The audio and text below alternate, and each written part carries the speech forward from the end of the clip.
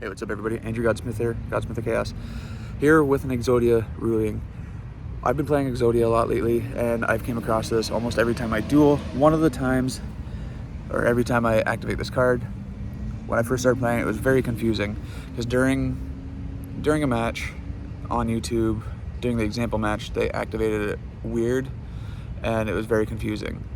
Obliterate Blaze is a card that when activated, it gives Exodia the effect to attach the 5 pieces of Exodia to give him 2,000 attack points each, and then also you have to pay half your life points, and then it also destroys all of the back row on both sides. But the thing is, it doesn't give Exodia that quick effect. It's a trigger effect that has to be activated during the main phase, not during battle phase. So that's where the issue comes in as well. Like, it doesn't give Exodia the quick effect. It's a trigger, so you activate Obliterate Blaze, it goes to the graveyard, and then you activate Exodia to activate that effect. To explain it even better, MST does it better. I'll show you. Let's get to the video.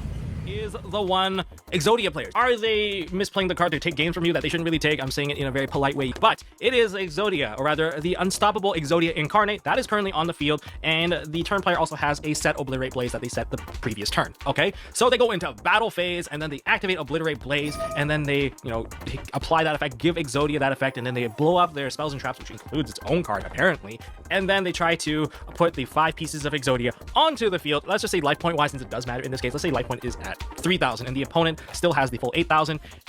Do you see the problem here? Like, there's no one calling a judge here. This is something that you are going to have to catch right now, and you're going to have to catch it in right now in 5 seconds. 5, 4, 3, 2, 1, 0.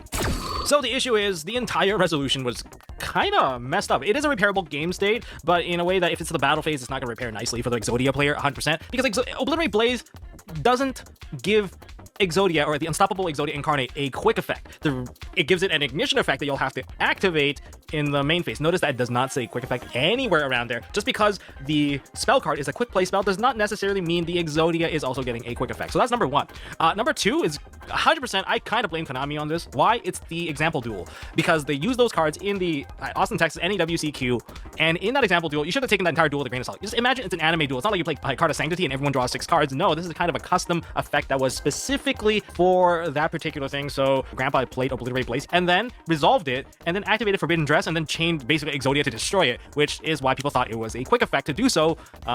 Yeah, and some people go as far as, playing the spell card and then blowing itself up. You can't really do that. It's like heavy storm rulings, whatnot. And so it's an ignition effect. So you activate it in the battle phase. You shouldn't really get game here, especially if you're at 2,000 life. Well, or 2,000 life, you're only getting like, what, 2,000 attack points. It's very limiting.